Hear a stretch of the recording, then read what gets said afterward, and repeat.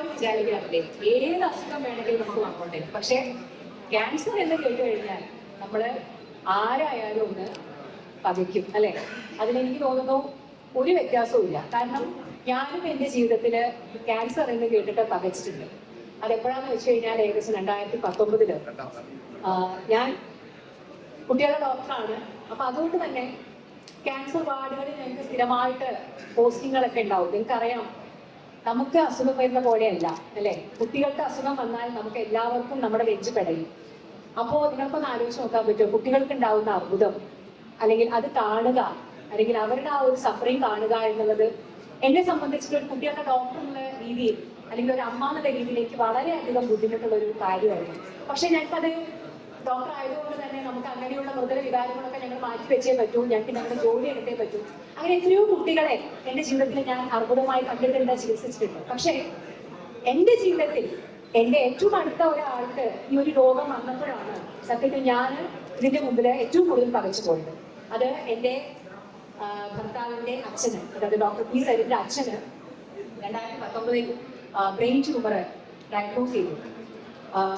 ചെറുതായി തുടങ്ങിയൊരു തലവേദനയായിരുന്നു. ഞങ്ങൾ ആരും പ്രതീക്ഷിച്ചിട്ടുണ്ടായിരുന്നില്ല. അച്ഛൻ വളരെയധികം ആരോഗ്യവാനായിട്ടുള്ള ഒരാളായിരുന്നു. ഒരു ദുശീലങ്ങളും ഇല്ല, വളരെയധികം ചിട്ടയായ ജീവിതത്തിലൂടെ പോയിരുന്ന ഒരാളായിരുന്നു. അങ്ങനെയുള്ള അച്ഛന് ഒരു ചെറിയ തലവേദന MRI ആക്ച്വലി സമാധാനത്തിന് വേണ്ടി ചെയ്തു നോക്കിയതായിരുന്നു. പക്ഷെ ഞങ്ങളൊക്കെ ഞെട്ടിച്ചുകൊണ്ട്, അതും ഞങ്ങൾ എല്ലാവരും പറയും അതിന്റെ ആ ഒരു അർബുദത്തിന്റെ പേര് ഗ്ലയോബ്ലാസ്റ്റോമ ആണ്. നമുക്ക് തലച്ചോറിൽ വരാൻ പറ്റുന്നതിൽ വെച്ച് ഏറ്റവും മോശം അർബുദം ഏതാണെന്ന് ചോദിച്ചു കഴിഞ്ഞാൽ അത് ഗ്ലയോബ്ലാസ്റ്റോമയാണ്. കാരണം നമ്മൾ എത്ര ചികിത്സിച്ചാലും അതിന് ഒരു പ്രോപ്പർ ക്യൂർ ഇല്ല. അപ്പോൾ ഞങ്ങൾ ഡോക്ടർമാരായതുകൊണ്ട് തന്നെ ഞങ്ങൾക്ക് അറിയാവുന്ന ഞങ്ങളുടെ സുഹൃത്തുക്കൾ എത്രയോ പേര് ന്യൂറോളജിസ്റ്റുകളും ന്യൂറോ സർജന്മാരും ആയിട്ടുണ്ട്. അപ്പൊ ഞങ്ങൾ എല്ലാവരോടും ചോദിച്ചു എന്താ ചെയ്യേണ്ടത്. അപ്പോൾ അതിൽ 80% ഡോക്ടർമാരും ഞങ്ങളോട് പറഞ്ഞത് ചികിത്സിക്കേണ്ട. കാരണം എന്തിനാണ് സർജറി ചെയ്യണം, കീമോ ചെയ്യണം, റേഡിയേഷൻ ചെയ്യണം, ഇതൊക്കെ ചെയ്താലും നമ്മൾ കാണുന്നതാണ് അതിൻ്റെയൊക്കെ സപ്ലൈസ്. അപ്പോൾ ഇതൊക്കെ ചെയ്താലും നമുക്ക് അച്ഛനെ തിരിച്ചു കിട്ടില്ല. മാക്സിമം ഒരു 6 മാസം അല്ലെങ്കിൽ മാക്സിമം 1 കൊല്ലം. അപ്പൊ അതുകൊണ്ട് എന്തിനാണ് ഇങ്ങനത്തെ കാര്യങ്ങളിലൂടെ പോകുന്നത്. അച്ഛൻ സമാധാനമായിട്ട് ഇരിക്കട്ടെ, ഇതൊന്നും ചെയ്യേണ്ടെന്ന് പറഞ്ഞു. പക്ഷെ 20% പേര് അപ്പോഴും നമുക്ക് ചെറുതായിട്ടൊരു പോക്ക് തന്നു. ഞങ്ങൾ കുറെ ആലോചിച്ച് തീരുമാനിച്ചു, ഒരു ദിവസം കൂടുതൽ അച്ഛനെ ജീവിക്കാൻ പറ്റുകയാണെങ്കിൽ അങ്ങനെ ആവട്ടെ വിചാരിച്ച് ഞങ്ങൾ 2 കൽപ്പിച്ച് അതിന്റെ ചികിത്സയ്ക്ക് ആസ്റ്റർ മെഡിസിറ്റിയിൽ പോയി. പിന്നെ അതിന്റെ ചികിത്സകളായിരുന്നു. ഓപ്പറേഷൻ കഴിഞ്ഞു, 1 തവണയല്ല 2 തവണ കഴിഞ്ഞു.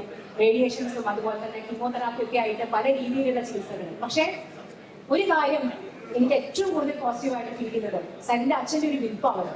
അച്ഛൻ എപ്പോഴും ഭയങ്കര ആത്മവിശ്വാസമായിരുന്നു. ഞാൻ നിങ്ങൾ പുറത്തു വരും, എനിക്ക് പഴയ പോലെയൊക്കെ നടക്കാൻ സാധിക്കുമെന്നുള്ള വലിയൊരു വിൽ പവർ ഞാൻ അച്ഛനിൽ കണ്ടിട്ടുണ്ടായിരുന്നു. ആക്ച്വലി ഞങ്ങൾക്കായിരുന്നു ആത്മവിശ്വാസം തോന്നുന്നത്. പക്ഷെ ആത്മവിശ്വാസം ഏറ്റവും കൂടുതൽ ഞാൻ കണ്ടത് ആ ട്രീറ്റ്മെന്റിലൂടെ, ആ പറയുന്ന എല്ലാ ബുദ്ധിമുട്ടുകളിലൂടെയും കടന്നുപോയ മനുഷ്യനായിരുന്നു. അതുകൊണ്ട് തന്നെ ആയിരിക്കാം ഇന്ത്യയിൽ ഏറ്റവും കൂടുതൽ പേര് ഗ്ലയോബ്ലാസ്റ്റോമ വന്നിട്ട് ഏറ്റവും കൂടുതൽ സർവൈവ് ചെയ്തിരിക്കുന്നത് 5 വർഷമാണ്.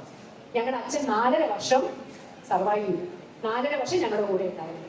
അപ്പൊ എല്ലാവരും 6 മാസം എന്ന് പറഞ്ഞ് ചികിത്സിക്കാൻ പോലും വേണ്ട എന്ന് പറഞ്ഞ ആ ആള് 4.5 വർഷം ഞങ്ങളുടെ കൂടെ ഉണ്ടായിരുന്നത് മാത്രമല്ല, ഒരു 6 മാസം മാത്രമാണ് ഒരു ക്വാളിറ്റി ഓഫ് ലൈഫിൽ കുറച്ച് ബുദ്ധിമുട്ടുകൾ വന്നത്. അതുവരെ അച്ഛനും ഒരു മാതിരി അതുവരെ എല്ലാ കാര്യങ്ങളും ചെയ്തുകൊണ്ട് തന്നെ നല്ല രീതിയിൽ ജീവിക്കാൻ സാധിച്ചു. അപ്പോൾ ഞാൻ പറഞ്ഞു വന്നത് അർബുദമെന്നല്ല, നമ്മളെ തളർത്താൻ അല്ലെങ്കിൽ ഇതിൽ നിന്ന് ഒരു തിരിച്ചുവരവില്ല എന്നുള്ള രീതിയിൽ പല രോഗങ്ങളും നമ്മളെ അറ്റാക്ക് ചെയ്തേക്കാം.